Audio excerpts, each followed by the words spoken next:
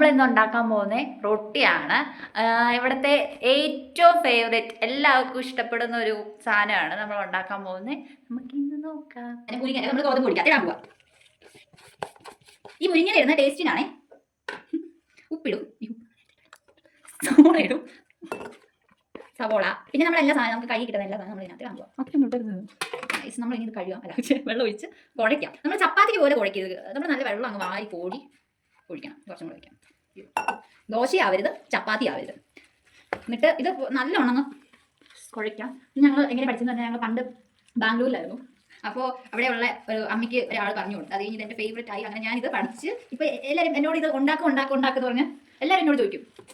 പിന്നെ ഇത് തോന്നുമ്പോൾ ഞാൻ ഉണ്ടാക്കി തിന്നും. ഇതിൻ്റെ കൂടെ നമ്മൾ എന്തൊക്കെ ഞാൻ എല്ലാ കോമ്പിനേഷനും ട്രൈ ചെയ്യുന്ന ഒരാളാണ്. ലൈക്ക് പുട്ടിൻ്റെ കൂടെ പഞ്ചസാര, പുട്ടിൻ്റെ കൂടെ മിക്സർ, എല്ലാ സാധനം ഞാൻ ട്രൈ ചെയ്യും ഗൈസ്. പിന്നെ അട ഉണ്ടാക്കി, മധുരടയൊക്കെ ഉണ്ടാക്കി നമ്മൾ അതിൻ്റെ കൂടെ അച്ചാറൊക്കെ തൊട്ട് ഞാൻ കഴിക്കുന്ന ആളാണ്. അപ്പോൾ എനിക്കെല്ലാം ഇഷ്ടമാണ്. പക്ഷേ അതിന് ചോറ് മിക്സർ ഉണ്ടെങ്കിൽ ഞാൻ ആ ചോറും മിക്സറും കുഴച്ചാൽ കഴിക്കും. ഇനി നമ്മളിത് കുഴച്ചു ഗൈസ്. ഇതാണ് ഇതിൻ്റെ പരിവം. നിങ്ങൾ നോക്കണം, ഇതാണ് ഇതിൻ്റെ പരിവം.